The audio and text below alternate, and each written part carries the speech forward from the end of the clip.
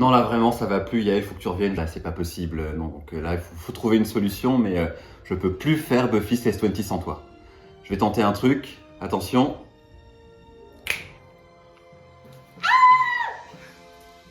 Enfin, je récupère Yael, elle est là, en chair, en os, en cheveux, en teinture blonde, en t-shirt Buffy.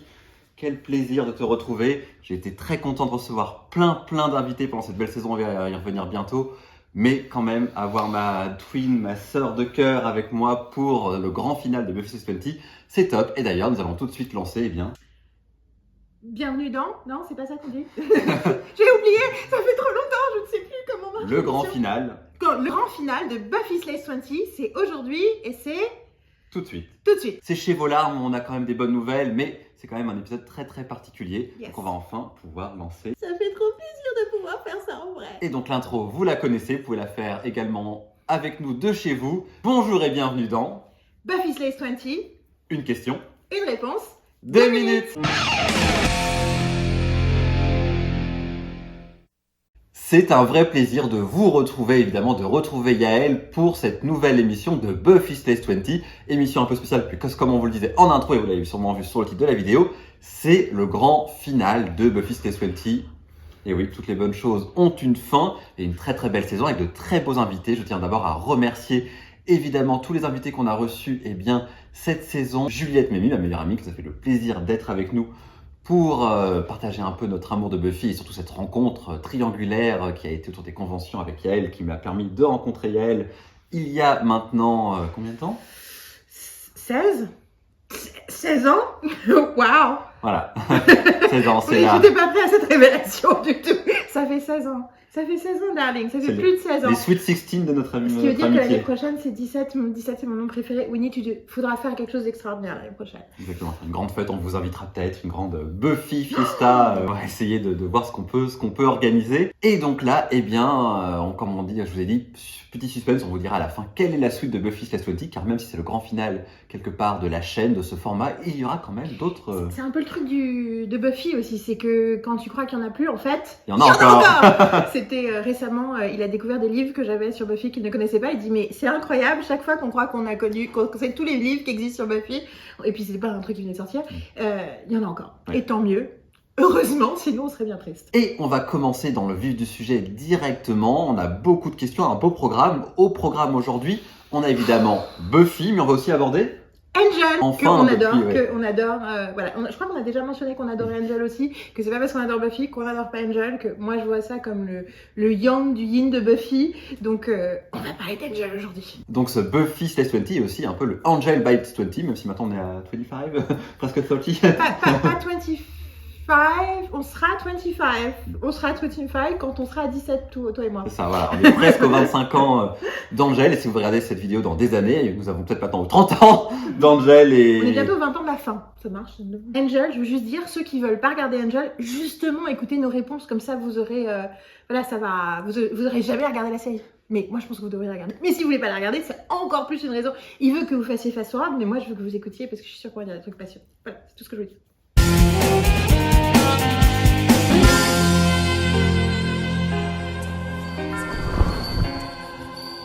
Il y a beaucoup de fans de Buffy qui n'ont pas beaucoup vu Angel, qui ont moins vu Angel, qui savent pas comment appréhender Angel.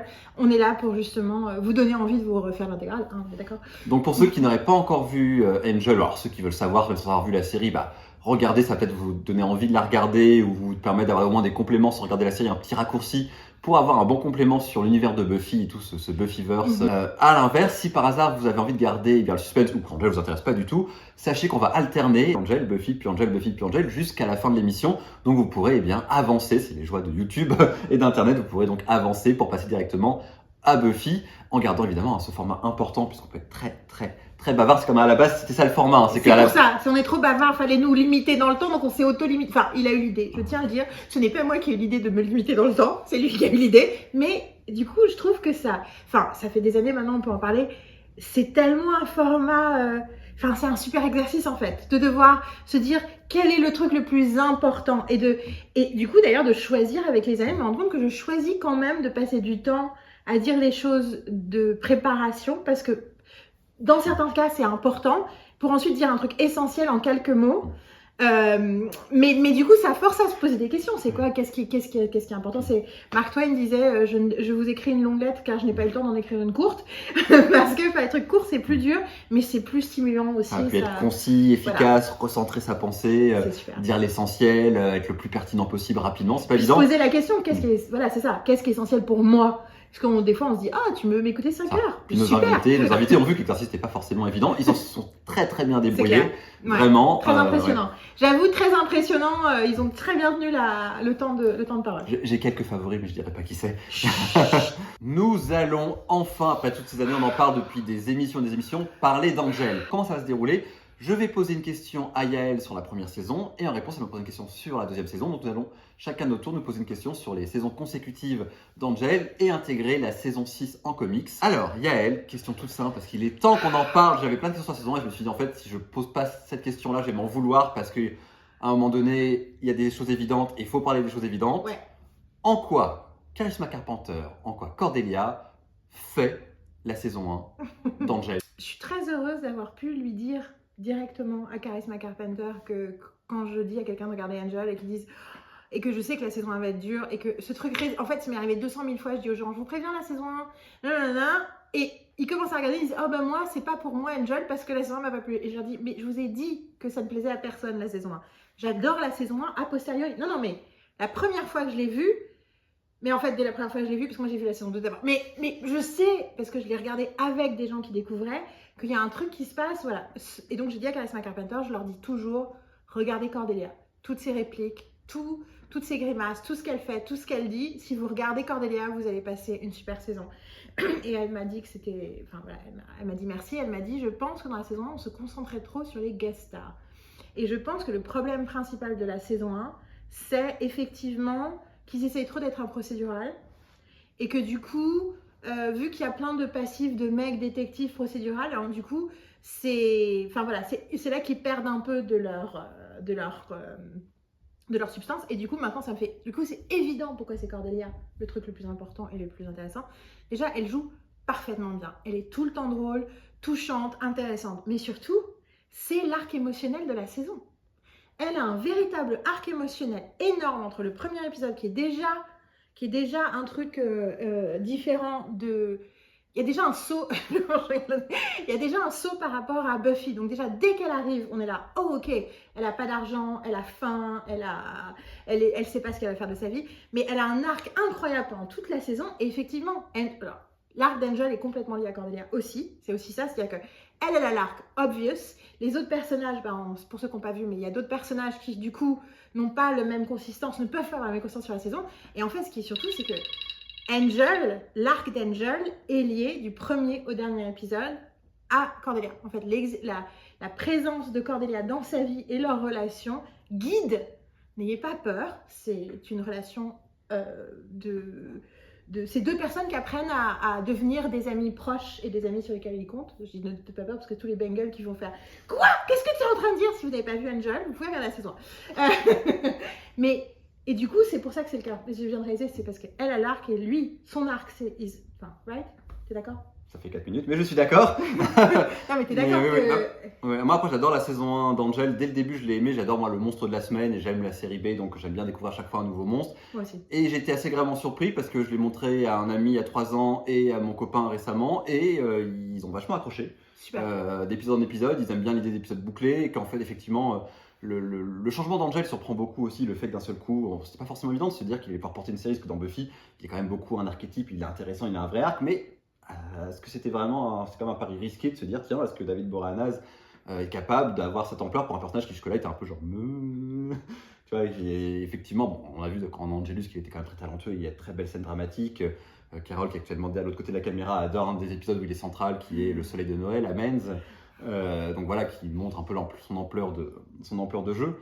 Mais moi, effectivement, Cordelia m'a tout de suite attaché. Enfin, on voit que voilà, c'est quand même des gens ultra féministes et qui aiment les femmes et qui veulent tout de suite nous emporter avec. Et moi, c'est Cordelia qui m'a fait rentrer absolument dans Angel. Parce que comme j'ai commencé j'ai déjà raconté l'anecdote, mais il y avait un décalage. C'était le jour où on change d'horaire l'hiver.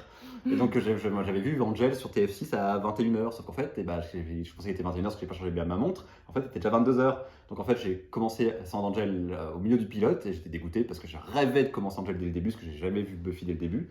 Et en fait, je suis arrivé dans la scène où Cordelia se rend compte que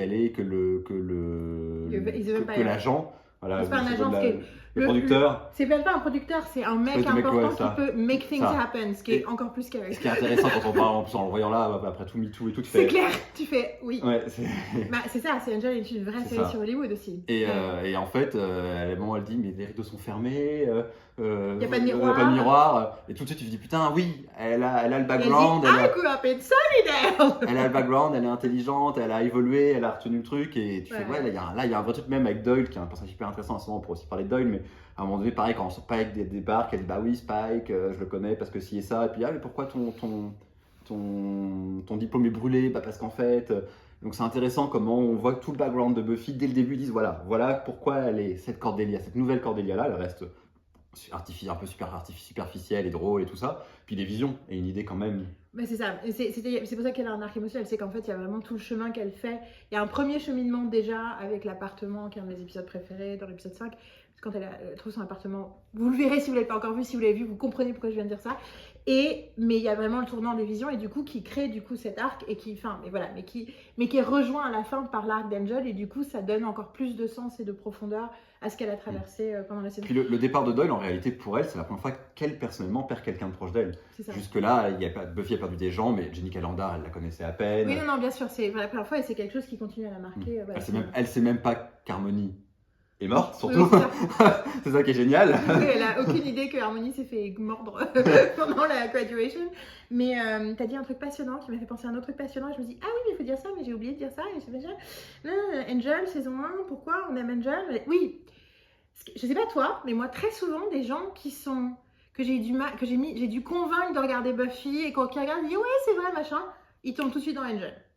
C'est comme si le public qui était prêt pour Buffy, ils ont du mal avec Angel, et le public qu'il a fallu convaincre de regarder Buffy, par contre Angel ça marche. Ça paraît très bizarre que des gens, je connais plein de gens qui me disent j'ai adoré Angel, j'ai jamais pu avec Buffy. Je suis là. Ah bah voilà, c'est ça.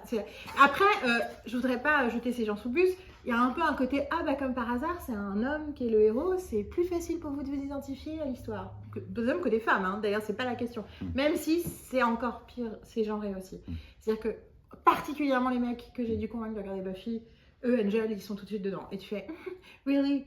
Enfin, bon. Mais bon, après, ce qui compte, c'est qu'ils regardent les deux. Hein, parce que, comme je le dis, ils sont complémentaires. Complémentaires. Merci beaucoup, Yael. Et il était temps de parler de Cordelia. On a tellement de choses à dire de Cordelia, c'est clair. Alors, du coup, saison 2, oh my god. La saison 2 d'Angel, c'est un peu une saison charnière dans l'histoire de la télévision pour moi. Donc, du coup, comment dire, j'ai un peu 250 questions. Mais je trouve que récemment, j'ai revu de façon très rapide Buffy Angel en regardant un épisode. Je me suis arrêtée au milieu de la saison 6 de Buffy et de Angel pour des raisons logistiques, mais du coup j'ai vraiment refait tout le truc avec, je les connais par cœur, mais les revoir, tu vois des nouvelles choses, tu ressens de nouvelles choses, et du coup j'ai toute une nouvelle approche plus profonde de ce qui se passe pour Angel dans la saison 2. Et donc je pense que c'est là que je vais aller pour... Je vais partir de quelque part, on va voir où toi tu emmènes le truc.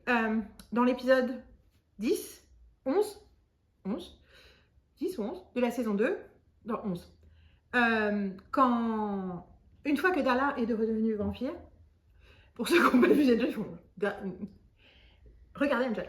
Une fois que Darla est redevenue vampire et qu'elle cherche à se créer une team avec Drusilla, il y a ce moment où lui il a viré tout le monde, il est angry, il passe son temps avec son punching ball et tout machin. Et à la fin de l'épisode, il fout le feu à tout un tas de vampires, de gens, de démons, de trucs. Et il dit, je suis pas prêt encore, mais je vais bientôt être prêt, ou maintenant je suis prêt, ou un truc comme ça. Mais Drusilla dit à Darla, c'était Angelus, ou je sais pas quoi, et Darla dit, ce n'était pas Angelus, mais ce n'est pas Angel non plus, I don't know who that was. Et du coup, je veux savoir comment toi, au-delà du sens de la série, mais aussi dans ton expérience maintenant du monde et de la métaphore que ça peut être et tout, qu'est-ce que signifie ce moment de darkness absolue choisi par Angel qui est vraiment lancé dans l'épisode 9 et qui continue jusqu'à l'épisode 15 de la saison 2. Alors, Cette question-là, alors, je me suis posé la question parce qu'effectivement, c'est un moment assez charnière de la saison 2 très important. Je n'ai jamais trouvé la réponse, donc personne ne me l'a posé maintenant. Je vais voir ce que mon intuition me dit. Donc, effectivement, ce moment où effectivement Angel fait cette espèce de geste de cruauté, où tu dis tiens, est-ce qu'il est mauvais, où il y a beaucoup de noirceur, où effectivement il a tout Angel Investigation, donc Wesley, Gunn et Cordelia ont été mis à l'écart, on va dire sa part d'humanité, ce qui le relie à l'humanité. Je pense que c'est intéressant parce qu'en fait, effectivement, c'est peut-être un des moments où peut-être, quelque part, on a l'impression ah, Angel est méchant, Angel fait pas... Je pense qu'en fait, c'est peut-être un des moments où Angel est le plus Angel de toute la série. C'est-à-dire il est capable de faire le mal ou de faire des choses très sombres et très dures en étant lui-même, sans être, tu vois, sans être quelqu'un d'autre, sans être Angelus. C'est-à-dire qu'à chaque fois, il y a cette espèce de dichotomie à la Mr. Jekyll et Mr. Hyde, où c'est si tu suis Angel, il est bon, s'il est Angelus, il est mauvais, et que tu as l'impression qu'il n'a pas le droit lui-même. Angel n'a pas le droit d'être méchant, n'a pas le droit d'être de mauvaise humeur, n'a pas le droit de... Voilà, que c'est une vraie identité, et même Angelus, à l'inverse, ne peut pas être bon, comme Spike arrive à l'être même sans son âme, à être bon à sa manière, mais à tenter de faire des choses positives, et que c'est vraiment, à ce moment-là, c'est vraiment ça. C'est pour ça qu'il arrive à régler tous ses conflits passés, et à se trouver lui-même, comme la série se trouve dans la saison 2, on a dit, on a compris qu'est-ce qu'était la série dans la saison 2, notre rythme, nos arcs, ce qu'on voulait raconter, et c'est la même chose pour Angel, c'est-à-dire le moment où il règle, où il se confronte enfin à Wolfram et Hart, mais surtout à Drusilla et à Darla, c'est le moment où lui va régler ses propres enjeux, et pour ça, il a besoin d'explorer lui-même qui il est quand Angel n'est pas Angelus, quand Angel est une entité sombre, quand Angel va mal, quand lui-même est dépressif, quand lui-même est anxieux, quand lui-même est dépassé, parce que c'est ça qui se passe. Et c'est pour ça que, voilà, et comme on pourrait dire, bah oui, c'est avoir une inquiétude, et c'est aussi une façon, Whedon, de dire, Angel est plus complexe que ce qu'on croit, ne pensez pas que ça va être systématiquement un Dr. Jekyll et Mr. Hyde pour retour, et que Angel aussi peut être un personnage sombre. Au début, j'ai cru que tu disais un truc et j'ai dit là, mais je suis pas d'accord, mais en fait, je suis entièrement d'accord avec ce que tu dis. C'est juste que quand tu as dit il a jamais été aussi Angel, je me suis dit ça sous-entend qu'il est fondamentalement mauvais. Enfin, c'est ce que j'ai cru que tu. Mais en fait, tu as raison. En fait, il n'a jamais été aussi humain. Et donc, du coup, ma pensée que je veux soumettre, qui va complètement dans ce que tu viens de dire de cet été, quand je l'ai revu, c'est en fait, à cause de ce qui se passe avec Cordelia dans la fin de la saison 1, en fait, il ouvre son cœur. Et qu'en fait, malgré la passion qu'il a eue avec Buffy, on est dans un truc épique, mais c'est tellement lié à la culpabilité, faut faire, faut pas faire, on n'est pas dans de la vulnérabilité. Et que, à cause de Cordelia, il entre dans une phase de vulnérabilité. Et du coup, au début de la saison 2, il y a le côté, ouais, je vais être humain et tout. Mais non, mais c'est aussi parce que pour la première fois, il s'autorise à être humain et à se sentir humain et à avoir des émotions. Du coup, quand Darla revient, il est rattrapé. Pourquoi il est obsédé par Darla pendant le début de la saison 2? C'est parce que d'un coup, il a l'envie de réparer son premier amour, en fait, qui n'a jamais vraiment été un amour parce qu'il n'était pas en capacité de l'aimer vraiment. Mais je pense qu'il se dit, enfin, il se dit inconsciemment, mais il a l'impression qu'il peut justement l'aimer, peut-être pas d'amour comme ça, mais qu'il peut l'aimer correctement maintenant. Et il essaie de la sauver et il échoue. Et du coup, il a un véritable breakdown qu'il n'a jamais pu avoir avant, quelles que soient les horribles choses qui lui sont arrivées. Parce que depuis l'enfance, il est en rébellion avec son père, il ne se sent pas compris, donc il est protégé, il est en armure. Et là, pour la première fois de sa vie, il n'est pas en armure parce qu'il a une famille, parce qu'il a des gens qu'il aime, à qui il tient et tout, qui sont Cordelia et Wesley. Et du coup, les Gunn, au bout d'un moment, mais du coup, bon, surtout Cordelia, mais bon, I'm sorry, but that's just true. et du coup, la perte de Darla est vraiment l'effondrement de tout le truc. Et du coup, il atteint une noirceur qu'il n'a jamais atteint parce qu'il n'avait jamais été aussi lumineux en fait. Et du coup, effectivement, il découvre une facette de lui-même qu'il ne connaît pas. Et effectivement, comme beaucoup de gens qui sont face à une catastrophe, il essaye de retrouver le contrôle en se disant bah du coup je vais être encore plus, je vais plus avoir d'émotions du tout, j'ai plus rien à faire, qui n'a rien à voir avec Angelus bien sûr. Mais du coup en le revoyant j'étais là mais bien sûr ça lui a... Parce que du coup tu te dis attends t'as passé 3 ans à Sunnydale, à traverser 200 trucs, elle est en enfer 150 ans, des machins, c'est maintenant que you lose your mind. Parce que sans être avec Buffy, d'être Angel le détective qui aide des gens et qui a cette mini famille de cœur, et ben du coup il n'a jamais été aussi bien dans sa peau, en fait, toute son existence. Et donc, c'est là. Et rapidement, comment tu comprends l'apparition de Faith à la fin du premier épisode de la saison 2? Pour moi, l'apparition de Face, c'est une façon de nous dire ça, il fait ça. C'est une façon de nous dire il va tout le temps l'avoir en fait. C'est juste qu'on le voit une fois, mais en fait il va tout le temps l'avoir. Ce qui est une façon de nous dire qu'il n'est pas juste. Bah justement, c'est rigolo, ça va avec ça, c'est qu'il crée des liens, des vrais liens avec les gens en fait. Il n'est pas juste j'arrive et je sauve tout le monde comme il voulait être au début, mais il a compris à travers Cordelia qu'en fait, parce que c'est vraiment ce qui se passe au moment des visions dans la fin de la saison 1, qui est I need you to get better. Et du coup, il se rend compte qu'il a besoin de ces relations et du coup, il a envie de les entretenir. Donc, pour la première fois de sa vie, il entretient des relations. Pas vraiment pour la première fois de sa vie, parce qu'il se rend compte qu'en fait, plein de façons, dans plein de moments de sa vie, il y a tout un tas de relations qu'il a. C'est pour ça qu'il a des contacts à droite, à gauche et machin.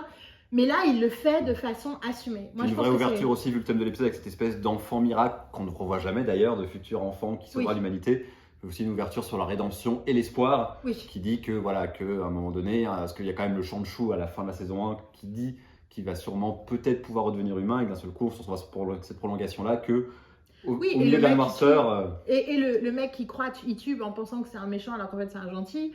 Oui, il y a plein de trucs sur le premier épisode qui s'appelle Judgment, ce qui est très drôle parce que c'est vraiment le truc que je déteste le plus dans la vie, c'est le jugement. Mais c'est vraiment un épisode sur, en fait, d'ailleurs c'est peut-être pour ça que ça va. Cette série est tellement bien, je suis terrassée. Bon, faut qu'on avance, sinon on va jamais. Mais bon, merci de ta réponse et je suis entièrement d'accord avec toi. Et mais tu vois, je pense que ce truc de, il a ouvert son cœur pour la première fois et du coup, c'est pour ça qu'il sombre en plein désespoir. So good, so good. J'adore cette émission. Est-ce que tu estimes que c'est une particularité télévisuelle à l'époque que le fait que Willow soit juive, que ce soit su sans jamais être vraiment traité? Ce que j'entends dans ta question, c'est l'existence, mais le peu de traitement de la judaïté de Willow, qu'est-ce que ça me fait? Et est-ce qu'effectivement, je considère que c'est lié à la période? Alors oui, je considère que c'est lié à la période, tu as tout à fait raison, genre une de mes séries préférées, Une ode d'enfer, est particulière pour son époque parce que la judaïté est extrêmement exprimée et montrée, ce qui est rare dans la fiction en général. Si vous réfléchissez, la chrétienté n'est pas beaucoup montrée non plus. Elle est montrée dans certaines séries où ils vont à l'église, mais c'est presque un truc par défaut en fait. C'est quelque chose de normal. Après, ce qui est intéressant dans Buffy, c'est qu'on ne parle pas de religion, ou très rarement. Une de mes phrases préférées dans le tout début du deuxième épisode, qui est la deuxième partie du pilote, où Giles dit « Contrary to popular mythology, the world didn't become as a paradise », ce qui veut dire que la religion est popular mythology selon lui. Puis bien sûr le célèbre Note to Self, Religion Freaky. Donc il y a un truc sur l'agnostisme total. Effectivement, la judaïté de Willow est rarement exprimée, mais elle est plus exprimée que dans d'autres. Par exemple, dans Friends, mais c'est assez similaire, c'est pour ça que c'est intéressant, parce que dans Friends, 3 des personnages principaux sont juifs, Monica, Ross et Rachel, et c'est probablement pour ça d'ailleurs qu'ils sont proches, que les familles étaient proches quand ils étaient jeunes, parce qu'ils étaient probablement dans une partie de Long Island où il y avait une forte communauté juive affluente, ce qui est, voilà, un truc... en tout cas, mais ce qui est rigolo, c'est qu'on n'en parle presque pas, et puis d'un coup, il y a un épisode avec Hanouka, mais l'épisode avec Hanouka, c'est saison 6 ou 7, donc ça veut dire qu'on est au début des années 2000. Et effectivement, dans Buffy, Willow le mentionne quand il y a Noël, et c'est rigolo parce que en même temps, elle est codée juive de plein de façons. Elle s'appelle Rosenberg, qui est quand même très juif comme nom. Et puis surtout, le côté science, intello, questionnement, bockish. La mère, il y a un moment où 2-3 fois on entend que la mère, elle est à fond dans l'analyse culturelle, machin. Donc du coup, il est quelle heure? Il me reste une seconde. Donc oui, je pense que c'est un truc particulier, mais moi j'aime bien.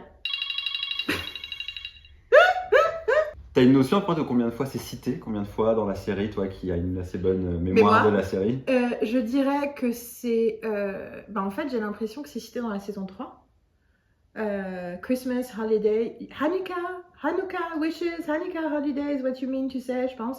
Il y a un truc comme ça donc, avant l'épisode Amends. En plus, il y a aussi, et du coup c'est intéressant parce que c'est l'épisode 10 de la saison 3, parce que c'est l'épisode de Noël et que du coup c'est intéressant que aussi sa famille soit pas là à la maison parce qu'on célèbre pas de la même façon, donc c'est logique qu'elle puisse être... C'est marrant, elle fait la remarque de la même façon sur son homosexualité que sur Fake Super. Bon, elle dit dans Amanda, elle dit Jew here, et après elle fait gay here, pareil dans la saison 5. Exactement, tu as raison. Et franchement, je parierais sur 4 fois. Dans 4 épisodes. Mais je suis sûre qu'il y a un site internet quelque part qui a compté. Et c'est vrai que bon, voilà, on est dans une... Enfin voilà, ça fait partie des... À partir d'un certain âge, on commence à se poser des questions sur nos identités, nos histoires, et c'est clair que c'est quelque chose... La judaïté, c'est un sujet important pour moi, notamment parce qu'il est complexe et nuancé, et qu'il est lié, bien entendu, à plein de trucs complexes et nuancés dans le monde qui sont très difficiles à appréhender, et que du coup, je pense que comme tout ce qui est difficile à appréhender, la première étape, c'est d'en parler, de commencer, sans commencer par le jugement et la projection, mais de commencer par... How do I feel about this? Et voilà. Et bien sûr, je dis toujours, moi, je suis la juive qui vit en Allemagne, donc je crois dans le futur. Voilà. En quelques mots, parce que j'avais déjà eu des remarques de fans, justement, d'entre vous, directement en convention, en commentaire. Le fait que Buffy porte une croix, pour toi, c'est quelque chose qui est lié à la religion ou pas du tout? Alors justement, pour moi, les objets religieux sont utilisés comme des artefacts, donc ils sont chargés à cause de leur histoire. Je pense toujours, c'est dans le bal des vampires où il y a... il met une croix sur un vampire qui fait je suis juif, ça ne marche pas sur moi. Moi, je pense que la seule façon, et puis ça a du sens pour moi, de réconcilier l'agnosticisme de la série avec le fait qu'on utilise des objets religieux qui ont du pouvoir, c'est Warehouse 13, créé par Janice Benson, où toute l'histoire, c'est des artefacts qui sont chargés à cause de l'histoire des humains qu'ils ont eu avec ces objets. Et du coup, pour moi, c'est ça, la croix de Buffy, l'eau bénite, tout ça, c'est parce que c'est chargé de croyances. Et du coup, c'est pour ça que ça marche. Mais ça ne change rien à la à ce moment-là, comment tu comprends le paradis entre la saison 5 et la saison 6? Ce que j'aime bien, justement, c'est qu'elle dit elle-même, je ne comprends rien. Je sais juste que ça ressemble à ce qu'on m'a dit. Est-ce que je comprends Elle dit, je ne comprends rien sur les dimensions, sur la cosmologie. Ce qui est très agnostique. L'agnostique, ça ne veut pas dire que ça n'existe pas. L'agnostique, c'est je ne peux pas comprendre. Je n'ai pas les moyens de comprendre et de savoir. Donc, au lieu de me passer la vie à me prendre la tête sur qu'est-ce qu'ils veulent pas.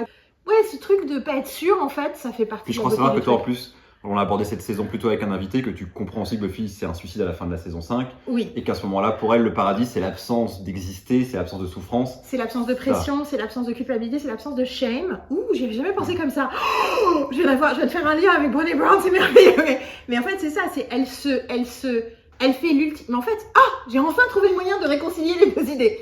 Elle fait l'ultime sacrifice qui lui permet de complètement se nettoyer la faute originale de I'm not good enough, I'm not perfect enough. Et du coup, elle est mais hors du temps où il n'y a plus de honte. Et effectivement, mais sauf que c'est plus intéressant que ce soit pas la fin. Mais effectivement, en fait, du coup, c'est un suicide, c'est un sacrifice suicidaire. C'est-à-dire que c'est un sacrifice. Je pense que la partie de la raison pour laquelle c'est un sacrifice, c'est parce que du coup, c'est aussi, elle abandonne elle se dit, de toute façon, je ne peux pas être good enough, donc tout ce que je peux faire, c'est me sacrifier à la cause. Et en fait, si, il y a toujours des choses à faire. Hein? On est tous good enough. Merci beaucoup Yael. C'était la question qui était Non, mais je trouve que on parlait de religion, c'est important, et je trouve que c'était bien un petit peu quand même d'aller un peu plus loin que ces simples 2 minutes. Et maintenant, ça va être à Yael de me poser une question.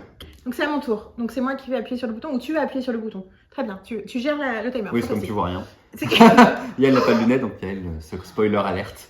Elle ne voit rien. Alors, comment tu m'as jeté sur le bus? On enregistre en public, donc si vous nous voyez regarder à droite à gauche, nous sommes très bien entourés. Si notre public peut faire une innovation, s'il vous plaît. Allez. Pour la première fois, Buffy Stay 20 est enregistré live with an audience en studio depuis Berlin. Comme Fred. C'est moi qui te pose une question. Ok. Alors, j'ai décidé de faire des questions, vu que c'est notre grand final. J'ai décidé de faire des questions qui, pour moi, digéraient aussi une partie du fait que ça fait des années qu'on parle de Buffy ensemble, ça fait des années qu'on parle de Buffy dans les vidéos.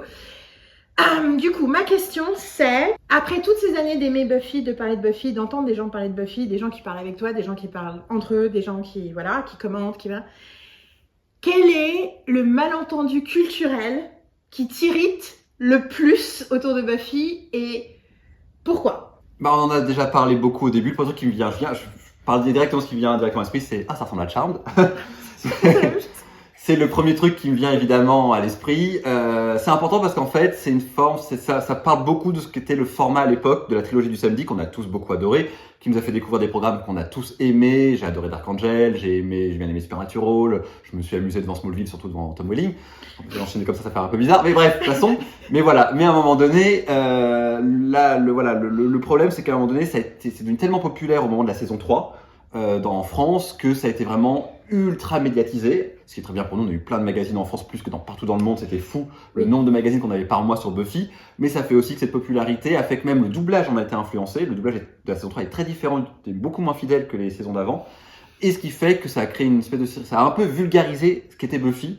ça a vulgarisé l'idée de Buffy, l'idée de sa substance, et que les gens ont très rapidement fait l'association, c'est du fantastique avec une super héroïne. Donc ça ressemble à Charmed, avec Charmed qui a ses qualités, ses défauts, mais Charmed qui est du pur divertissement, qui en plus évolue de plus en plus comme du pur divertissement, très premier degré, vraiment, on est là pour s'amuser et pas se prendre la tête, alors que la première saison était assez sombre, et que plus Charmed évolue, plus c'est léger et moins il y a finalement de substance, là où Buffy au contraire, plus ça avance, plus c'est riche, plus il y a de substance. Ce qui fait que souvent ça m'énerve, et je sais en plus quand je rencontre quelqu'un, que si la personne me dit je suis très fan de Charmed, que tout de suite, et je suis très, très fan de Buffy, quel est son rapport à Buffy? Sauf si elle me dit, elle peut me dire aussi parfois très très honnêtement, voilà, j'aime bien Charmed parce que ça me divertit, c'est sympa, alors que Buffy par contre, j'ai la notion d'eux, mais j'assume un peu comme un guilty pleasure, comme on dit, un plaisir coupable. Qu'est-ce que c'est que Charmed? Mais voilà, c'est quelque chose qui reste encore beaucoup, qui commence un peu à disparaître, parce que les gens sont, Buffy a gardé cette carte de noblesse, il y a énormément de choses qui ont été faites autour, beaucoup d'ouvrages, Buffy et la philosophie, comme vous avez pu voir en intro, et beaucoup d'analyses universitaires, que Charmed n'a pas. Et que même si Charmed survit autant, malgré tout, les gens adorent, et il y a même eu un reboot, et c'est un bon divertissement, ça n'est pas Buffy.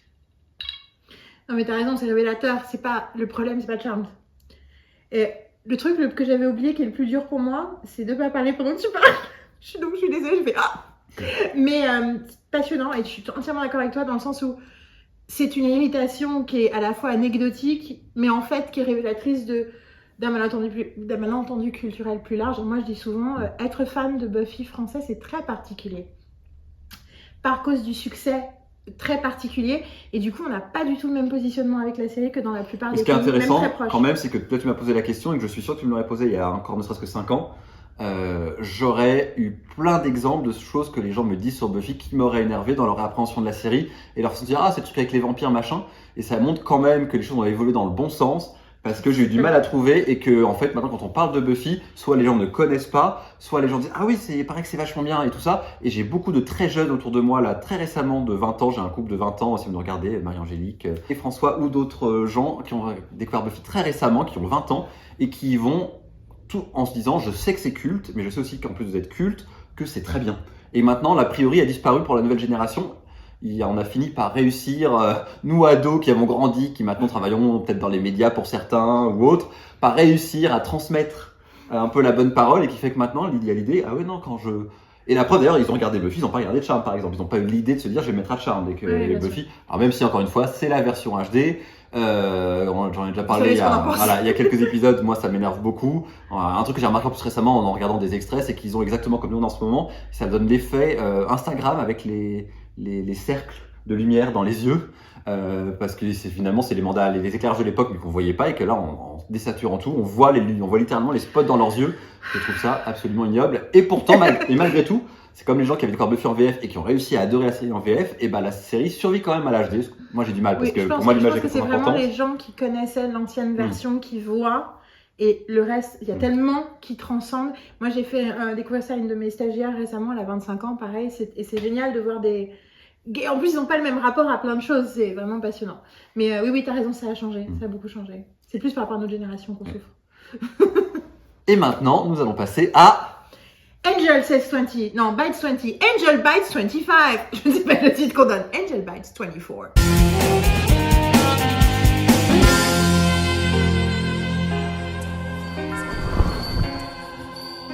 Alors, je vais maintenant te poser une question sur la saison 3 d'Angel, une saison très particulière, personnellement, je pense la meilleure, pas forcément ma préférée, mais je pense la meilleure qualitativement, objectivement. Et ma question c'était, est-ce que tu penses que la cruauté de Holtz, donc le méchant de la saison, envers Angel est-elle légitime? C'est parti. Non. Je rêve de faire ça depuis le début de cette émission. Oui, mais après tu auras moins de temps, et après tu vas dépasser. Après je vais pas lancer le chrono. Ah, t'avais pas lancé le chrono? Ok. Non. Non. Je la trouve... Il y a même un moment où ça me perturbe. D'ailleurs, c'est pas pour rien que je me suis arrêtée au milieu de la saison 3. C'est le moment où Holtz vient d'arriver. Et au milieu de la saison 6, il y avait des raisons logistiques, mais j'ai pas replongé. Je vais replonger. Mais parce que j'adore plein de choses de cette saison et tout, mais il y a quelque chose, mais c'est émotionnellement difficile à regarder parce que Holtz est extrêmement cruel. Après, je pense que ça dit quelque chose de très vrai sur les gens qui ont l'impression qu'ils font le bien, quoi. Et le type de mythologie que tu crées dans ta tête de c'est quoi le bien et le mal, et je pense que Waouh, je suis en train d'avoir des pensées. Un des trucs que je trouve le plus fascinant en revoyant Angel, et notamment l'épisode 2 de la saison 2, dont j'ai parlé tout à l'heure, c'est à quel point Angel parle du jugement. Déjà autour du personnage Angel dans les saisons de Buffy, ça parlait de ça, mais là encore plus. Et du coup, ce fameux truc de moi, j'ai toujours été activiste pour la justice sociale, enfin activiste. Ça m'a toujours tenu à cœur, j'ai toujours parlé de ces questions-là, j'ai mis les pieds dans le plat, même à 12 ans, à 13 ans, à l'école, avec mes grands-parents, les droits homosexuels, les questions de différence à cause de la couleur de peau, le féminisme. Enfin, c'est toujours des sujets importants pour moi et tout le monde trouvait que j'en faisais trop. Et je vis dans une période où je trouve que beaucoup de formes d'activisme, d'expression activiste, notamment sur les réseaux sociaux, me met très mal à l'aise parce qu'elle est complètement dans le jugement, dans le systématisme, dans l'absolu, dans le ce mot, ce truc, ce machin, qui ressemble à une forme de puritanisme, alors qu'en plus les gens contre lesquels on essaie contre lesquels on essaie de défendre des droits, eh ben eux-mêmes nous ont accusés de puritanisme, ce qui était faux, mais en fait c'est ce qu'on est devenu. Du coup, une série comme Angel, tout le temps au centre, il y a le préjugé en fait, la question du préjugé. Et en fait, Holtz, c'est vraiment le maximal. La société juge, la société décide que tu as perdu le droit. Voilà. Et en fait, Holtz, c'est la cancel culture. Bah, surtout que c'est tellement dur en tant que spectateur. Le Angel Papa, l'image, évidemment, alors Whedon n'allait pas nous la laisser, mais c'est ce plan de fin d'épisode de Cordelia. M'en parle pas. Cordelia, Angel et bébé Connor sur le lit. M'en parle pas. La série aurait dû s'arrêter là. C'est clair. Vienne. M'en parle pas. C'est tellement un crève-cœur. Cet épisode 12, mais surtout, je me suis arrêtée juste avant parce que je veux pas le regarder parce que c'est tellement. Voilà, les gens qui n'aiment pas Angel et Cordelia ne voient clairement pas la même chose que moi. Parce que moi, quand je vois ça, je vois une relation adulte complexe entre deux adultes complexes qui ont appris à s'aimer, quel que soit évidemment, quelque part, on s'en fout. Et c'est juste tellement beau, quoi. Je suis très content qu'Elizabeth Rome aussi ait pas pu renouveler son contrat pour la saison 3 parce qu'elle était sur Law and Order, je crois. Déjà de la saison 2, c'est pour ça qu'elle est connue quelques parce qu'effectivement, ils avaient prévu que ce soit elle qui incarne le personnage de l'arc de Justine. Donc Justine qui est qui aide Holtz et qui fait des choses absolument atroces à Wesley. Et j'aime bien l'idée de la laisser dans quelque part de positif et qu'elle ait elle-même une rédemption à la fin et qu'en plus il se trouve qu'elle a une conclusion plutôt. Oui, mais ce serait absurde de l'avoir fait revenir pour la saison. Ça, il y avait l'idée que ça. Qui avait cette idée-là? Que ça avait fini par un peu toute seule, l'idée que les vampires existent, que ce monde existe, que son père a été tué par des vampires par la. Mais c'était l'arc de la saison 1, si c'est l'arc de la saison 3 aussi. Merci, mon Dieu. Merci, Law and Order. Donc j'étais très content, puis je trouve que Laura Loman fait très bien le rôle. Des fois, il y a des choses que je ne savais pas sur le background, et je suis là, j'étais plus naïve et plus heureuse avant de savoir que c'était potentiellement un danger. Mais ça prouve aussi que le processus créatif est complexe. Des fois, c'est prédestiné. Et non, et puis surtout, tu explores plein d'idées, et des fois, c'est des idées à la con, et ça veut peut-être pas dire qu'il l'aurait vraiment fait. Il suffit que dans une interview, ils disent ah, c'est rigolo, parce qu'à une époque, on a parlé d'eux, mais ça veut pas dire que c'était un plan. Et tu vois, en préambule, je te disais que c'était une saison que je trouve la meilleure, mais je trouve la plus. Je trouve que c'est de tout l'univers Buffy Angel, c'est la plus éprouvante à regarder. Parce que y a l'épisode Billy. Pour le coup, moi, l'épisode Billy, c'est pas éprouvant. Parce que il y a en plus maintenant encore plus après le Bataclan, il y a l'attaque dans le bar de. Les scènes avec Wesley sont éprouvantes. Il y a la scène l'épisode dans le bar de Lorne qui est absolument atroce avec. Prejudice, all about prejudice. Avec la prise d'otage et tout ça qui est très très dur et on va tuer les démons et tout ça. Le sacrifice de Darla qui est magnifique mais qui est hyper pareil. Tout ce qui se passe autour de Whedon, je me dis littéralement c'est ce qui se passe dans la saison 3, c'est-à-dire que Angel et Joss Whedon, c'est-à-dire c'est quelqu'un qui a pu peut-être porter préjudice à des personnes mais qui fait le bien aussi, il fait le bien à Cordelia, il fait le bien à plein de gens, il sauve le monde depuis maintenant des années, il fait le bien, mais il se trouve que quelqu'un arrive de son passé à qui il a fait du mal et vraiment du mal et que tout le bien semble ne plus avoir de valeur parce que d'un seul coup il débarque en disant regarde t'as fait le mal et tu mérites de vivre un enfer absolu quand on enlève ton gosse etc. Et voilà, et pour moi c'est un peu ça, c'est Whedon a fait du bien à peut-être beaucoup de gens sur ces plateaux, il nous a fait du bien à nous, clairement, je pense que beaucoup de gens qui sont là, nous deux, vous devant votre écran ou là derrière l'écran, les gens qui ont aimé Whedon ont beaucoup fait des témoignages, la série m'a sauvé la vie, il y a des moments de dépression et autres, donc c'est pas parce que tu peux être quelqu'un, c'est ça que j'ai l'impression, tu peux être quelqu'un de génial pour beaucoup de gens et être le sauveur de beaucoup de gens et effectivement avoir fait du mal à d'autres et que les choses sont plus complexes que ça. Tu sais pas tu peux, c'est tu es. il n'est pas possible d'avoir, et je suis pas en train de dire que tu dois être infect avec qui que ce soit, mais il n'est pas possible d'avoir des interactions émotionnelles et d'avoir un impact sur le monde et qu'il n'y ait pas certaines de ces interactions, parce que justement, avec Wigan, comme on le dit souvent, en fait, c'est très flou. A priori, il n'y a pas de questions genrées et il n'y a pas de questions sexuelles. Mais qu'est-ce qui est vraiment le type de trauma, à quel point il leur a gueulé dessus, il les a fait sentir mal sur un plateau. Ce qui, apparemment, on est vraiment d'accord, c'est là-dessus. On parle de quelqu'un qui te fait te sentir mal sur un plateau, pas parce que tu as l'impression que ton corps est en danger, mais parce que la personne est très désagréable et te fait te sentir comme une merde. En gros, enfin, de ce qu'on sait, c'est a priori ce qui se passe pour les personnes qui ont mal vécu le truc. Je veux dire, appelons un chat, je pense que c'est important de le dire, que a priori ce qui se passe avec Michelle Trachtenberg, c'est qu'il lui a hurlé dessus un jour et que les gens ont dit plus jamais tu lui hurles dessus, parce que c'est une gamine, ce qui a du sens, mais du coup ce qui sort de toutes les projections qu'on peut faire, et effectivement, a priori, il n'y a aucune raison d'imaginer que c'est autre chose que ça. Vraiment aucune. À part qu'effectivement, tu peux imaginer n'importe quoi, mais dans ce cas, tu peux imaginer n'importe quoi, de n'importe qui, dans n'importe quelle situation. Sur Whedon, sur cette affaire. Mais oui, mais je pense que c'est important parce que du coup, quelque part, on a besoin d'appeler un chat et de pas faire que j'en parlais l'autre jour, la malveillance, c'est le vague, c'est de pas savoir de quoi on est en train de parler. Donc moi, en tout cas, je pars du principe que c'est ça dont on est en train de parler. Et quand tu es en figure d'autorité, comment tu traumatises ou pas les personnes avec tes paroles, c'est très complexe. Il y a des choses claires, il y a des choses pas claires. Il y a plein d'artistes qui ont traumatisé d'autres gens, qui ont l'impression qu'ils étaient au milieu de leur processus créatif et que c'était normal ce qu'ils disaient. Je dis pas que c'est le cas de Whedon, mais je pense à plein d'autres gens et qui disent « Ouais, on s'est engueulé, après on a pleuré dans les bras l'un de l'autre et à la fin on a écrit un super script. » Et il y a l'autre qui fait « C'était l'enfer pendant 3 mois !» Tu vois, quand on a un impact sur le monde, et je le disais, moi, je suis contente si j'imagine que j'ai pas traumatisé plus de 5 personnes dans ma vie. Quand j'étais prof, et pas volontairement, et parfois en essayant de rattraper le coup, mais parce qu'à un moment j'ai dit une parole qui a été prise d'une certaine façon, parce que aussi j'ai perdu mon sang-froid, machin. Ce que je veux dire, c'est que, et c'est ce que propose Buffy et Angel, de poser la question.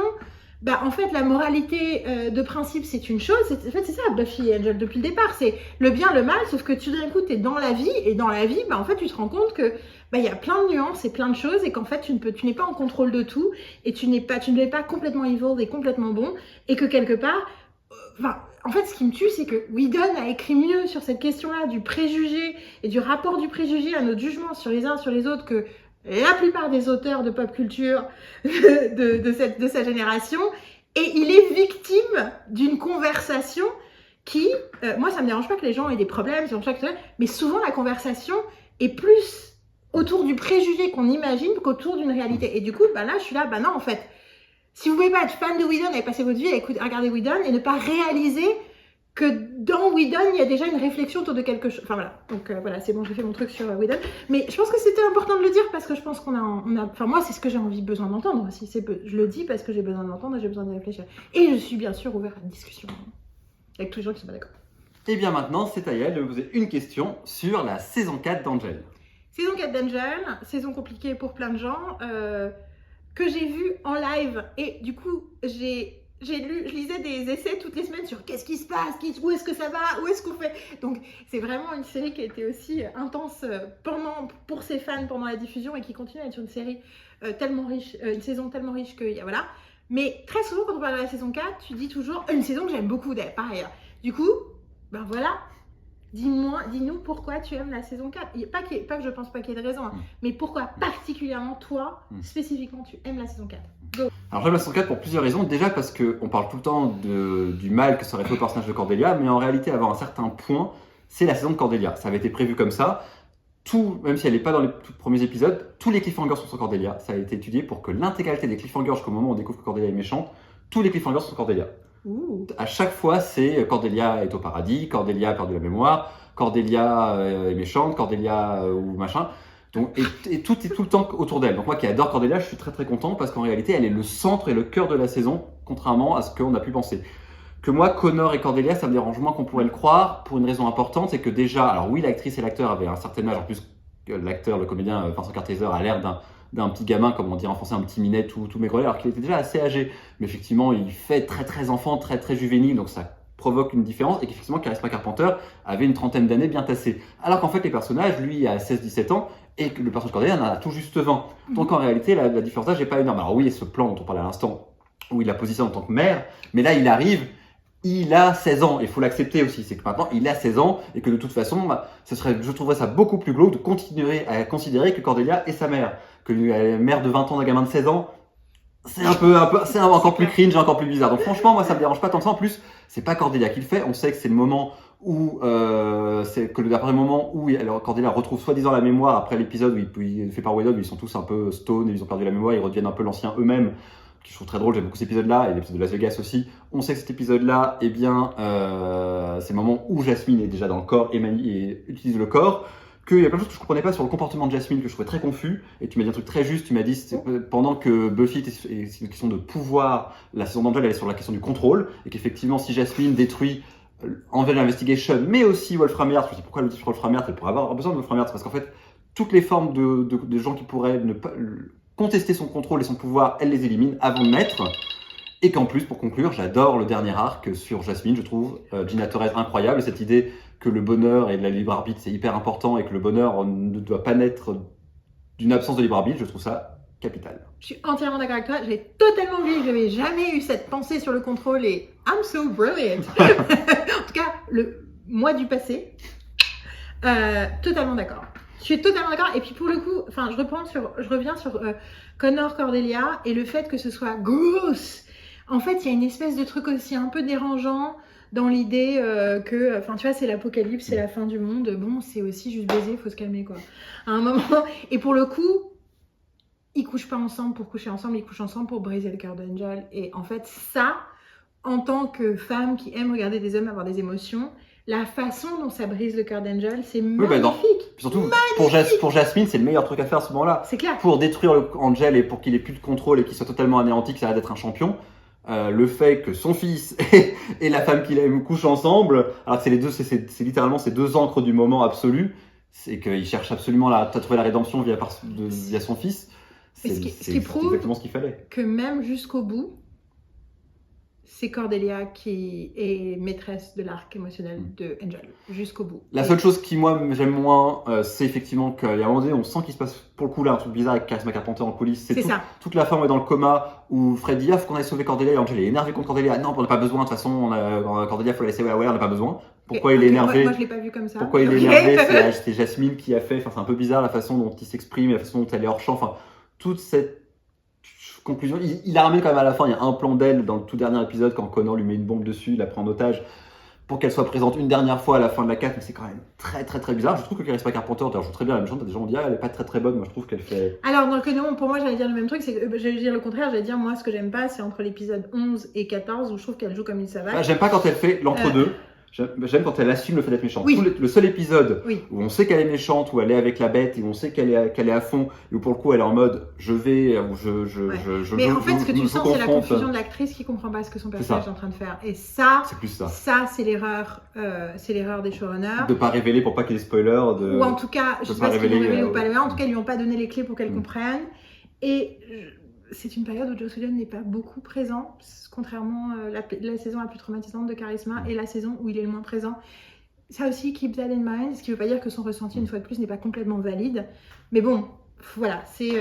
Et du coup, pour le coup, moi, je trouve qu'elle le joue hyper bizarrement et ça m'énerve parce que pour moi, c'est le meilleur personnage. Donc du coup, quand elle joue comme une savate, tu l'as... Ouais, non, ça, je suis d'accord. Après, quand t'es enceinte, il se passe plein de trucs. Hein.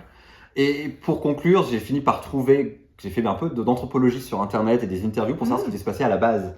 Et pourquoi, effectivement. Avant qu'elle tombe enceinte. Ouais, et pourquoi il y a peut-être eu des énervements et comment je trouve que finalement les scénaristes ont bien retombé sur leurs pattes, justement, vu ce qui se passait, que l'idée d'histoire de Connor la met enceinte et elle accouche de l'entité qu'est Jasmine pour pouvoir quand même traiter. Parce qu'à la base, donc la fin de la saison 4 devait être un écho et un miroir à la fin de la saison 2 de Buffy. Et ce qui devait se passer, c'est qu'en fait, Cordelia, ayant été au paradis des puissances supérieures, des powers that be, aurait dû voir, ça devait être un peu une prolongation de ce qui se passe à la fin de la saison 1, elle aurait dû voir le malheur du monde, que tout le monde est malheureux, enfin que les gens sont malheureux, c'est terrible. Revient sur Terre avec effectivement plus de mémoire, etc. Parce qu'en fait, elle revient sur Terre sciemment, elle choisit de revenir sur Terre pour aider l'humanité, mais les powers that be paniquent en mode oulala, qu'est-ce qu'elle va faire, et lui retire la mémoire. Angel lui redonne la mémoire, et en fait, il va y avoir un glissement au fur et à mesure de la saison où en fait, Cordelia veut, rappelez-vous, à la fin de la saison 3, elle a un pouvoir qu'on ne réutilise plus. Elle a son bliss, c'est une espèce de magie où elle calme Connor, elle calme des créatures sous l'autel, ou Par magie, elle arrive à les rendre calmes et en fait, elle devait décider d'étendre ça d'abord à Los Angeles et ensuite au monde entier. Pour que tout le monde soit dans... Jasmine, quoi. Exactement, que tout le monde soit dans un état de bien-être malgré Je suis un bien peu contente qu'ils aient stone pas fait ça. et qu'Angel décide de l'affronter et qu'il y a un combat comme Buffy Angel cette fois-ci. Angel, Cordelia, quand il apprend à se battre exprès, etc. et qui tue Cordelia. Et ça aurait dû être donc ce qui devait se passer à la base, effectivement. Oh putain, c'est tellement pire. Voilà. Comme quoi, tout le délire de parce qu'elle est tombée enceinte, ils l'ont punie et ils ont sacrifié son personnage. Fuck that. Et by the way, les trames de la saison 4 ont été créées par les autres. C'est pas Joss qui a créé ces trames. La trame principale, c'est Joss. J'ai vraiment quand même cherché à faire mon... T'as une impression que la trame principale, qu'il tue Cordelia à la fin de la saison 4, c'est Joss. Oui, aucun doute.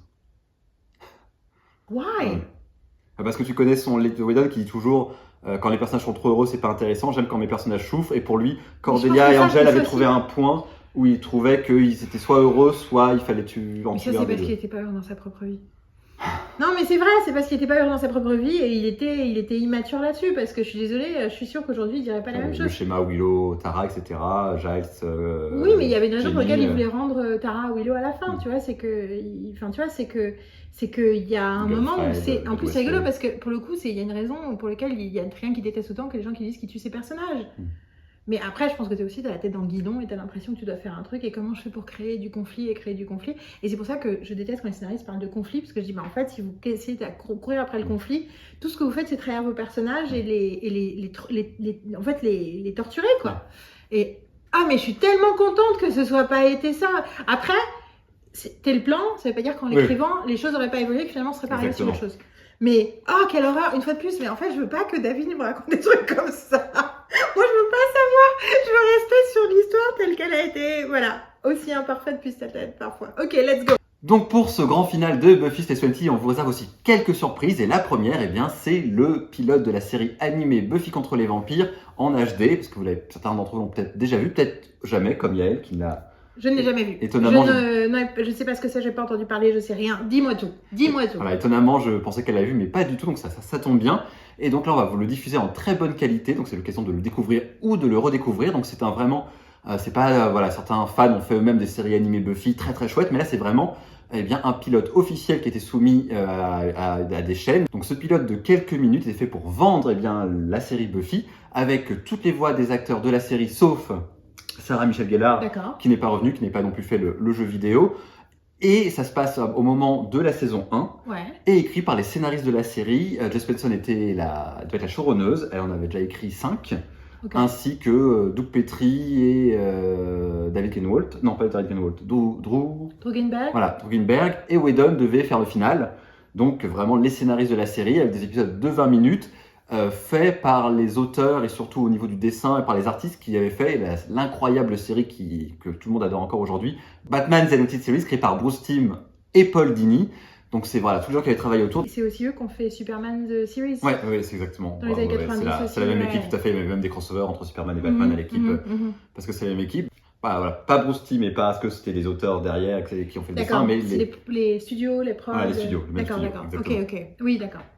Donc, on vous laisse découvrir le pilote que Yael va découvrir en même temps que vous. Et on se retrouve dans 3 minutes pour débriefer. A tout de suite et bon Buffy The Animated Series.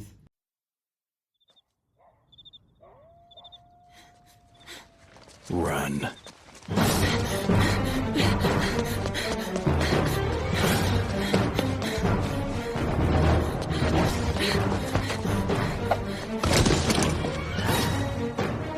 There are things in the dark. Dark things. No place left to run. Works for me.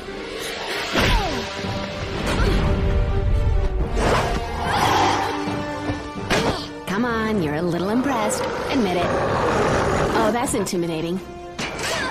You sound like a poodle.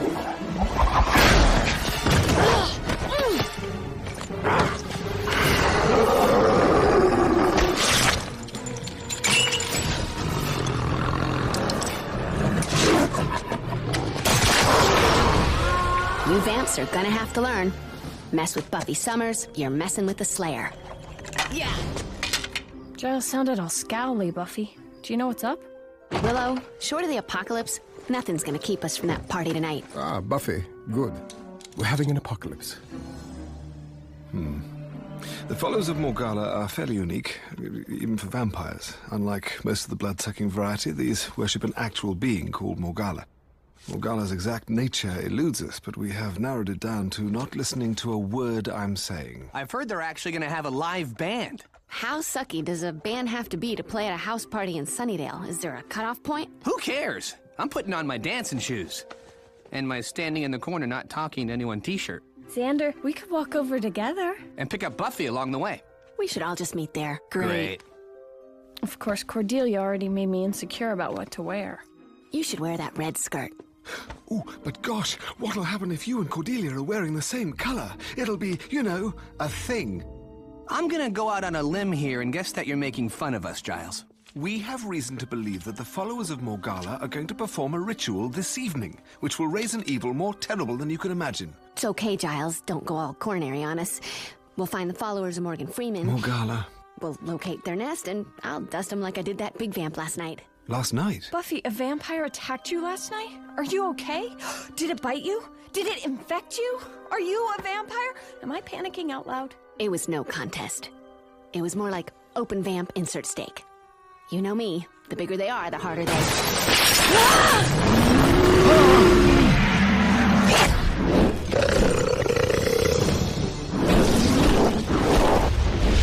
The harder they what?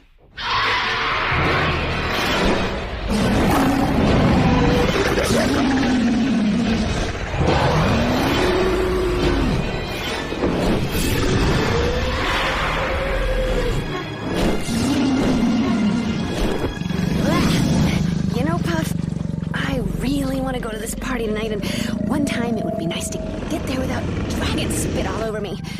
And since you're making that close to impossible, I kind of think it's time to make you way closer to impossible.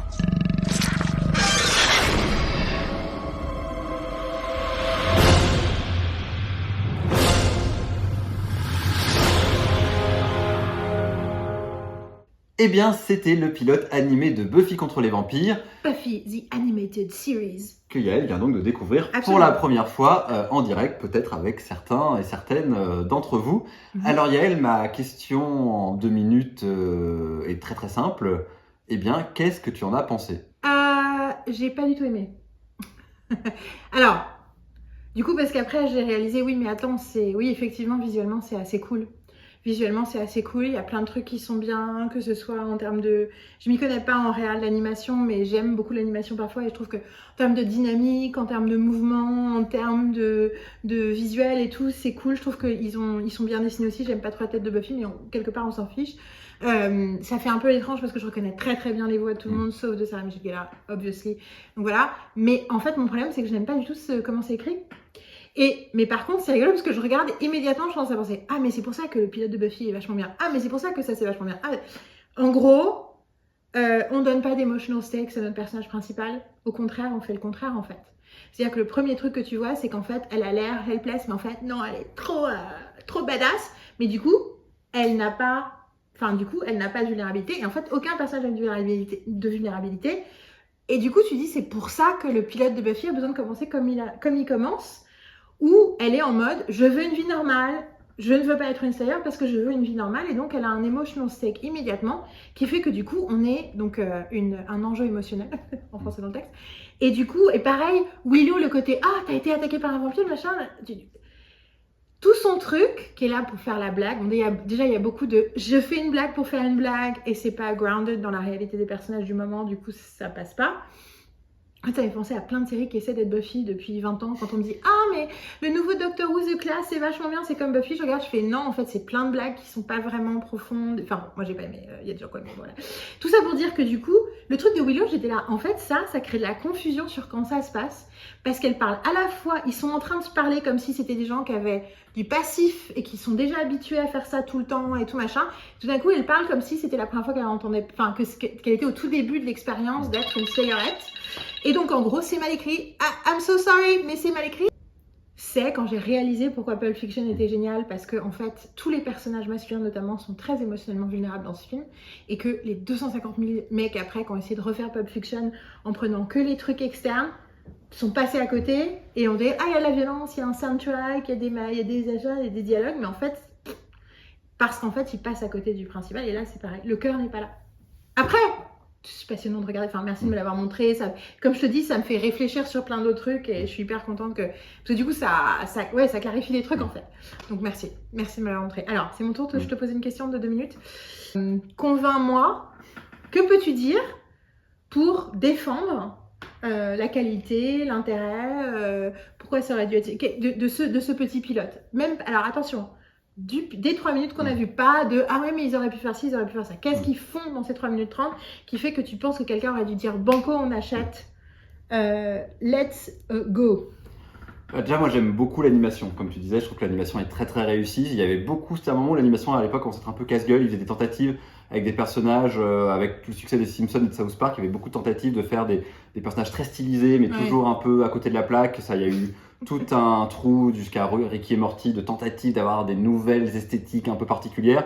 Donc quand ils ont annoncé une série d'animation Buffy, j'avais très très peur de comment ils allaient designer et faire le chara design des personnages. Et là, je trouve que globalement, ils ont trouvé une certaine essence des personnages. Et j'aime surtout le mouvement, c'est-à-dire qu'aussi beaucoup à l'époque, c'était le début de la 3D, il y a beaucoup avec le mouvement qui était bizarre. Et là, je trouve que les scènes d'action sont assez réussies, sont assez efficaces. J'aime beaucoup le moment où justement Willow panique un peu et fait ces espèces de gestes avec la tête que je trouve assez rigolo et que je trouve qu'on retrouve bien un peu les mimiques de Nicolas Brandon, Alice Hannigan, d'Anthony Stewart Head. Je trouve qu'on capte bien les personnages.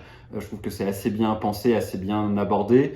J'aime beaucoup une réplique en anglais, d'ailleurs je me suis amusé à traduire en français quand le vampire dit there are things in the dark things, que je trouve très Buffy. J'essaie de m'imaginer des traductions, il y a des choses dans les ténèbres, des choses ténébreuses, ou il y a des choses dans l'ombre, des choses sombres. Enfin voilà, j'essaie de trouver une VF un peu, oui, mais tu vois, pour trouver l'association des deux mots qui reviennent. Et cette réplique-là déjà m'avait pas mal accroché en me disant tiens c'est cool, il y a un truc. Effectivement, il y a un peu beaucoup de blagues après je trouve, mais je trouve que globalement on a une bonne intuition de Buffy qui me laisse dire que pour un pilote de 3 minutes où on peut pas montrer grand chose, toute la densité qu'on aime en 3 minutes c'est quasiment impossible, on comprend bien au moins le concept pour les petites filles de l'époque. Je me dis le concept d'une nana effectivement qui est badass, alors il n'y a pas forcément d'enjeu derrière, mais qui se bat, qui a du caractère, qui a avec son groupe d'amis ce côté un peu Scooby-Doo, mais où tu sens quand même que c'est assez sombre, qu'il y a quand même dans les ombres, dans la façon de voir le traiter, le premier truc quand même, parce qu'elle se fait quand même croquer par un immense dragon. Tu sens qu'il y avait quand même envie d'avoir un traitement assez sombre, mais surtout le rythme aussi, le rythme du montage. Les dessins animés aussi à l'époque commençaient à être assez rapides, des fois trop efficaces. On sait pour les enfants, c'est pour les ados, il faut qu'on soit hyper soutenu. Et je trouve aussi qu'il y a un rythme, encore une fois pour un pilote très court, assez posé, qui laissait l'intuition que ça aurait pu être quelque chose de très bien. Ok, maintenant que tu n'as plus à défendre, qu'est-ce que tu penses de ce que j'ai dit ? Bon bah moi je l'aime vraiment beaucoup ce pilote. Je trouve effectivement qu'il y a trop de blagues. Il y a des moments où il y a des blagues où c'est vraiment une blague pour faire une blague, c'est public ado, on va faire des blagues pour faire des blagues. Moi ça me dérangerait pas s'il y avait les c'est là, enfin tu vois, c'est... Je trouve le décor de la bibliothèque un peu vilain, un peu simplet. Après il fallait simplifier, mais je le trouve pas très très réussi. Je me suis habitué à ce que Sarah fasse pas sa propre voix, parce que dans le jeu vidéo c'était pas déjà pas le cas, donc ça c'est quelque chose auquel j'ai fini par me familiariser. Je trouve que la voix qu'ils ont pris bien sûr, de toute façon c'est comme ça, c'est comme ça. Fait tout à fait le job. Et puis surtout moi je sais ce que j'ai lu des bribes de ce qui se passe après, dont un des épisodes a été récupéré dans le comics. À un moment donné, Buffy tombe dans une espèce de coma bizarre dans un des épisodes de la saison 8, et on tombe, et justement, toute l'esthétique de la série animée est dedans. Il y a un épisode où elle dit qu'elle regrette sa mère, que sa mère lui manque, et elle tombe dans un espèce de coma, et elle retrouve Angel, et elle retrouve sa mère, et il y a Dawn d'ailleurs aussi, parce que Dawn, assez intéressant, Dawn, ça devait être la saison 1, mais comme leur souvenir. Donc avec Dawn, là depuis le départ, ça aurait été, je pense, une alternative intéressante à voir, et je sais qu'ils voulaient aussi dans ce nœud-là, souvent tu disais ça manquait d'enjeux, je sais que l'enjeu, ils se sont dit qu'est-ce qu'on va pouvoir mettre de nouveau pour qu'il y ait des enjeux dramatiques propres, et c'était la triangle. J'ai pas dit enjeux dramatiques justement, parce que tu as raison, mais il y a terme des enjeux aussi, ça c'est non mais je précise, il y a la triangulaire entre Dawn, sa mère et Buffy. Et ça pour le coup ça aurait été inédit, intéressant, et ça j'aurais bien voulu le voir. Mais sérieux, parce que tu dis ça, et pour moi, le manque de vulnérabilité de Buffy, ce qui nous montre, fait que tout ce que tu viens de dire sur on a l'intuition badass, je suis pas du tout d'accord. Moi, je pense que c'est le modèle de 50 000 strong female characters qui sont pas des strong female characters parce que c'est des projections, c'est des fantasmes, y compris féminins, enfin surtout féminins d'ailleurs, de quelqu'un justement qui est en armure, de quelqu'un qui n'a pas d'émotion, quelqu'un qui est trop forte et tout. C'est ce qui existe dans une certaine partie de la fanfiction. Et moi, je trouve ça non seulement inintéressant, je trouve ça ultra toxique. Pour moi, c'est Barbie. Je déteste le film Barbie, voilà, je l'ai dit. Et pour moi, c'est exactement ce genre de problématique. C'est une projection de ce que c'est que de faire un personnage féminin fort qui ne l'est pas du tout en fait, parce que et du coup, moi, moi, je regarde ça et au bout de 30 secondes, je ne veux jamais voir cette série. Alors, une fois de plus, je pense que c'est pas parce que les auteurs sont mauvais, je pense que les auteurs projettent sur ce qu'ils imaginent qui est cool dans Buffy et qui va attirer le public. Bah, je pense que c'est Et je clairement ce pense qu'ils ont qu'ils fait. sont passés à côté Ouais, je pense que c'est clairement ce qu'ils ont truc. fait dans ce pilote. Mais effectivement, moi, en ayant lu les scénarios des autres, les briefs, C'est etc., possible. me Mais suis je pense dit que qu'il y c'est avait une de la erreur. Mais je pense que réflexion c'est une erreur de. C'est un pari raté sur. On va vous donner ce que vous aimez chez Buffy, alors que c'est pas ça que les gens aiment chez Buffy. Bah, je pense qu'effectivement, quand tu veux faire pour les ados, quand tu penses à Batman, etc., tu penses l'action, tu penses montrer Yeah, l'action, it's montrer a le groupe, mistake. montrer le fantastique. Mais c'est en réalité une erreur de débutant. Enfin, débutant Après, de créer des séries, hein, est-ce pas qu'ils débutant n'ont pas de séries. pensé qu'en 3 minutes ils se sont dit est-ce qu'on se base C'est pas une erreur. finalement Oui, sur mais l'artifice non. parce qu'en 3 minutes on va avoir du mal à montrer Ah ouais, le... bingo, tu sais quoi, ils l'ont pas vendu. Moi, je te parie qu'ils sont passés à côté de leur target, ils sont passés à côté du client à cause de ça. Hein. Je suis sûre, parce que en fait, c'est rigolo, parce que tu réfléchis quand tu fais un cours de scénario, machin et tout, c'est qu'est-ce qui crée la tension? Et là, en fait, si t'es pas déjà vendu au concept, il y a deux voies, il y a un truc humain universel, et là, ils te donnent pas le truc humain universel qui te permette de t'accrocher. Donc, tu passes 3 minutes et demie à faire ah, c'est cool et tout, mais t'es pas accroché, ils l'ont pas vendu. La prochaine fois, vous m'appelez, hein, les gars? Et moi, ce qui m'intéresse, c'est d'avoir votre avis également à vous. Vous qui venez soit de le découvrir ou de le redécouvrir, qu'est-ce que vous en avez pensé? Est-ce que ça vous a plu ou pas plu comme Yael? Est-ce que vous auriez aimé voir d'autres épisodes? Voilà, dites-nous tout en commentaire. C'est intéressant parce qu'il y a beaucoup de choses autour de Buffy. Moi, personnellement, j'ai beaucoup aimé globalement les comics, surtout la saison 8 qui était écrite par les scénaristes, moins effectivement d'autres. Il y a les Audible, que certains d'entre vous aussi écouté. Donc, des extensions du monde de Buffy, il y en a beaucoup. Il y a beaucoup de romans, des romans de l'époque, des romans récents, des comics de l'époque, des comics récents, le reboot. Il y a beaucoup de choses très très différentes. Donc, n'hésitez pas à nous dire, vous, dans tout ce qu'on appelle l'univers étendu, ce qui vient des termes des fans de Star Wars, dans l'univers étendu Buffy, donc au-delà des 2 séries principales que sont Buffy et Angel, qu'est-ce qui vous intéresse, qu'est-ce qui vous a le plus plu ou qui vous a le plus dérangé, qu'est-ce que vous les lisez, est-ce que vous les regardez, et voilà, qu'est-ce qui vous plaît. D'ailleurs, pour conclure là-dessus, toi, quel est ton univers étendu préféré? C'est sérieux, parce que du coup, je ne pensais pas du tout à parler, mais je trouve que vu ce que j'ai dit avant, c'est vraiment intéressant. J'ai lu une fanfiction sur Buffy et Spike qui s'arrête au moment de la saison 6 où ils couchent ensemble et qui part dans complètement une autre direction et qui est sur plusieurs... Je l'ai quelque part dans mes fichiers, je l'ai quelque part imprimé. Donc c'était au début des années 2000 que je l'ai lu et j'ai tellement aimé lire ça, et c'est vraiment une histoire complètement parallèle qui du coup crée toute une autre évolution pour Buffy, pour Spike. Et à un moment elle se retrouve envoyée dans le temps, dans le passé. Il ne récupère jamais son âme, mais par contre ils vont se retrouver à rester ensemble, et du coup ça pose plein d'autres questions et tout sur comment... Bon, c'est aussi à moitié du porno, mais de façon hyper bien écrite et intelligente, et tout le temps avec des trucs sur les personnages. Et franchement, ça existe dans ma tête, quoi. Cette histoire, elle n'a pas quitté mon esprit. Et donc, je voulais dire, quand je dis c'est des trucs de fanfiction, il y a énormément de fanfiction fantastiques et merveilleuses. Et je pense que de toutes les choses externes à Buffy, parce que moi, ce qui m'intéresse le plus en Buffy, c'est l'écriture de Joss. Donc, dès que Joss est plus là, je le sens un peu, y compris parce que du coup, j'ai l'impression que des auteurs brillants ne s'écoutent plus comme Joss les écoutait et les poussait. Ils vont plus dans la direction où enfin voilà. Donc c'est intéressant, c'est pas juste il empouvoirait. Pour moi, il empouvoire vraiment tous les autres. Et donc quand il n'est plus là, il manque un élément. Mais cette fanfiction là, dont je sais qu'il y avait un s'appelait Forsake Me Not, c'était un des chapitres, c'était incroyable. J'essaierai de retrouver la référence pour la mettre peut-être dans le commentaire, machin, mais voilà, je pense que ma plus grande expérience de Buffy, c'est de quelqu'un qui n'a rien à voir avec l'écriture, mais qui s'est vraiment projeté dans un truc fort autour de l'univers, dans l'univers de la série. Moi, c'est clairement Buffy saison 8 parce qu'il y a tous les scénaristes, et comme la saison 6 et la 4, c'est au début qu'est-ce qu'ils ont voulu raconter, c'est maladroit, c'est plus Buffy, et quand on lit mais en fait c'est hyper cohérent, ça a du sens, et ceux qui racontent beaucoup de choses, toi qui es beaucoup là-dessus sur toute la conclusion sur l'équilibre des forces, que les choses qui paraissent inutiles dans la vie ou qu'on veut vers lesquelles on peut aller. Ouais. La saison 12 aussi que j'aime beaucoup pour les comics, et le seul roman, il y a quelques romans qui m'ont plu, mais le roman vraiment que j'aime le plus, qui est pour moi le plus grand crossover de Buffy, à savoir, je les ai pas encore tous lus, je les ai quasiment tous, j'ai réussi à me les procurer à droite à gauche, mais je les ai pas encore tous lus, mais c'est L'île aux monstres, j'en ai déjà parlé. Oui. Puis il y a un grand crossover entre Buffy et Angel, où tous les personnages de Buffy et Angel se rencontrent, dont Tara et Fred, ce qui est assez rigolo, C'est très dingue de le lire. et qui se passe dans le contexte de la famille de démons de Doyle en plus. Oui. Voilà, donc hyper très très intéressant. Bah là je sais pas quoi faire Yael parce qu'il nous reste encore à traiter les saisons 5 et les saisons 6 d'Angel, plein de questions sur Buffy et là le temps passe et alors ceci n'est pas une montre, on pourrait croire, c'est un joli bracelet qu'elle m'a fait. Mais voilà, et donc c'est un peu la panique à bord. Mais c'est terrible parce que qu'est-ce qu'on va faire parce qu'il n'y a aucune solution, mais regarde, elle leur tourne. Après c'est un peu un grand final, donc peut-être qu'on pourrait faire un À suivre. Donc Yael directement dans le bain, c'est parti. Comme ça c'est bien, ça va lui rappeler un petit peu l'exercice, bien que tu te sois très très bien débrouillé à distance aussi. Thank you. Avec Merci. Marie derrière pour surveiller, même s'il y a eu quelques réponses des fois où le téléphone t'a rappelé que c'était plusieurs fois 2 minutes, parce qu'effectivement c'est 2 minutes, mais on peut choisir, ah bah tiens, je prends plusieurs fois 2 minutes. Donc, Là, je ce vais coup-ci, poser ma pas de première répit. question. Une seule fois, vas-y. C'était comment?